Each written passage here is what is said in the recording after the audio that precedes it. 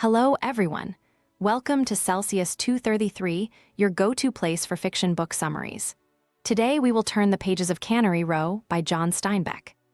Cannery Row by John Steinbeck, published in 1945, is set in the sardine-canning district of Monterey, California, during the Great Depression. It captures the lives of a close-knit community of misfits and dreamers, blending humor, melancholy, and profound humanity. The book explores themes of friendship, resilience, and the beauty found in life's imperfections, painting a vivid picture of the era. Plot summary: Cannery Row in Monterey, California, is a world of contrasts, alive with the poetry of light and shadows, the tang of sardines, and the cacophony of life. Amid its dilapidated canneries and colorful storefronts, an unconventional community weaves together moments of joy, struggle, and connection. It is here, on this bustling strip by the sea, that the story unfolds, touching upon the lives of its endearing inhabitants. Lee Chong's grocery store is the cornerstone of the row. It is a chaotic yet miraculous place where one can find anything from pickled pork to silk slippers. Lee Chong himself is a businessman of quiet benevolence, a fixture in the community who understands its needs and peculiarities. Across the way stands the Palace Flophouse, a ramshackle haven claimed by Mac and his boys. These resourceful, carefree men, Hazel, Eddie, Huey, and Jones, survive on wit and guile, seeking contentment in the simple pleasures of life. Doc, the gentle and enigmatic proprietor of Western Biological Laboratory, stands as the heart of Cannery Row. A collector of marine specimens and a connoisseur of music, Doc is admired by all for his kindness and wisdom.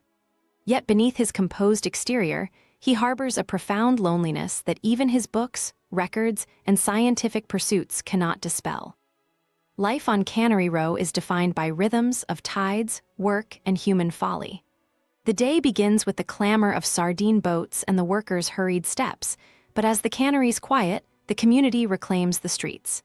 Dora Flood, a woman of stature and fiery hair, presides over the Bear Flag restaurant, a brothel both infamous and indispensable.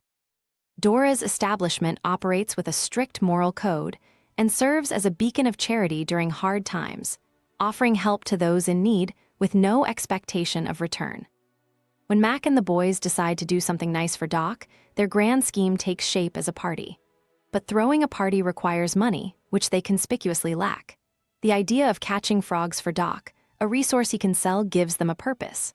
The boys embark on a frogging expedition in the lush Carmel Valley, a trip filled with hijinks and camaraderie. They camp under the stars, using laughter to stave off hunger, and return triumphant with hundreds of frogs. Their enthusiasm spills over as preparations for the party begin.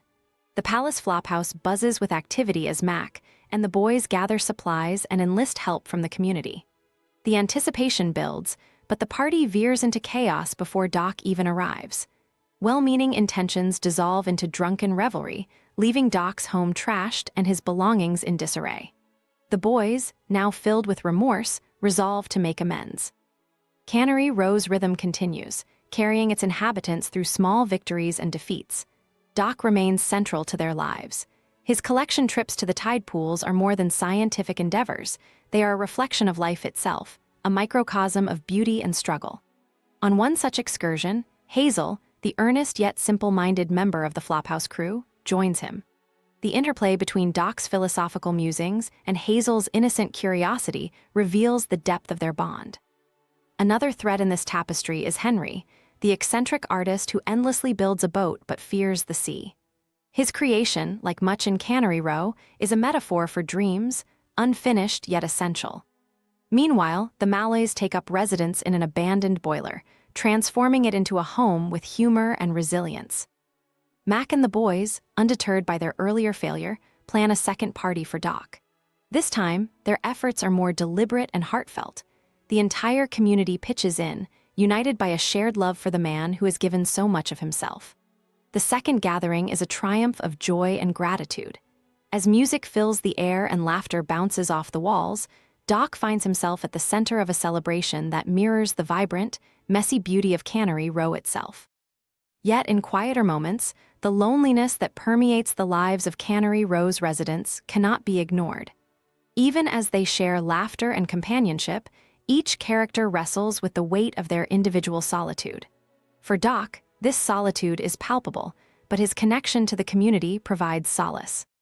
As life continues, Cannery Row hums with its strange and familiar melody. The tide pools glisten, the canneries rumble, and the palace flophouse remains a haven. Each character, in their own way, finds meaning in the shared space they inhabit.